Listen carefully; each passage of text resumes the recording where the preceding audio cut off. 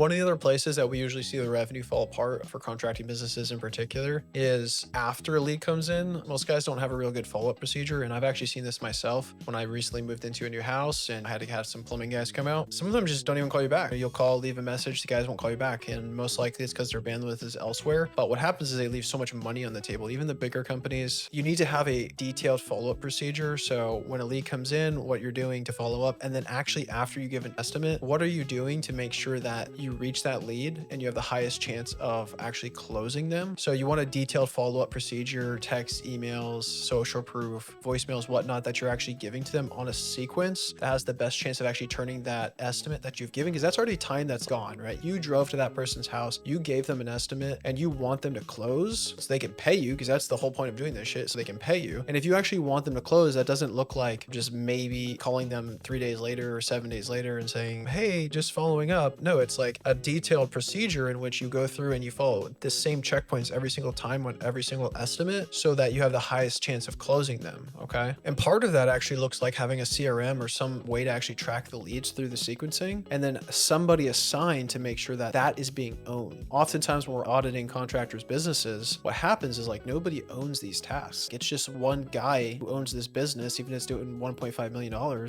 and you might have a secretary, she's got her hands full, she's doing 50 things at once. Nobody truly owns any task that needs to be owned to get that business from 1.5 million to 2, 3, 4, 5 and beyond, to get yourself out of that hustler operator seat and actually into the CEO seat where you need to be. So one of the biggest levers you can pull is actually to get systems in place to track the leads and take some of that operational burden off of you or whoever's doing this, because it's very hard when you just have like a notepad or a bunch of information in your head to actually scale a business. If you want to make sure your leads are turning into jobs, then you need to have a way to track them, right? You need to have a way. So when you get a lead on a Tuesday and you go give them an estimate on a Friday and you've given that estimate, you have somewhere to log your different follow-up attempts of what's gone on and notes to put in based on that actual individual estimate that you've given. And hopefully you've got a lot of good information about them. So when you do follow up, you can send personalized stuff. Maybe Susie wants a pool deck, and it's not very helpful for you to send Susie pictures of driveways you've done, like if you're in concrete, or if Sally wants a metal roof and you don't remember that, to send her stuff to do with a metal roof, not like a shingle roof, and so on. And then it gets even more in depth if you can actually take notes on personal things, like maybe Susie's son has a soccer game that weekend, and you can actually text her on Monday, say, hey Susie, just wanted to see how that soccer game went. Any questions you have about this project, I'd love to know. And you can just really like personalize your outreach that way, so that you're actually checking in with a person. You leave a lasting impression in their mind rather than just another guy who went and gave them a quote for a fence or a roof or a concrete patio or whatever it is that you do.